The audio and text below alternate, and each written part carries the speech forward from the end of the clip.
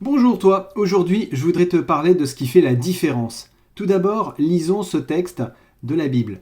Parce que tu as gardé la parole de la persévérance en moi, je te garderai aussi à l'heure de la tentation qui va venir sur le monde entier pour éprouver les habitants de la terre. Les hommes de Dieu dont nous lisons les aventures dans la Bible avaient un but. Ils savaient dans quelle direction marcher. Ils ont persévéré. Moïse est resté 40 années dans le désert, guidant le peuple rebelle vers la liberté. Il affronta des situations extrêmes, connut le découragement, la révolte, peut-être le doute. Il a été tenté de tout laisser tomber, mais il a persévéré.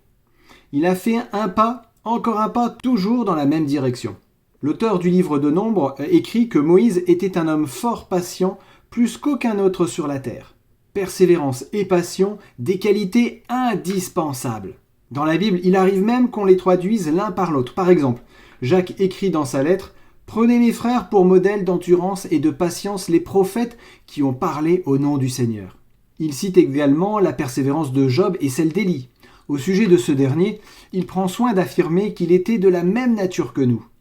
Après 3 années de sécheresse, Élie pria pour que la pluie tombe. Et elle est tombée. Mais pour arriver à ce résultat, il a dû prier 3 fois. Ce qui probablement signifie qu'il pria plusieurs fois sans relâche. Le chiffre 3 est souvent utilisé dans la Bible. Il exprime une totalité, comme le passé, le présent, le futur. Il persévéra.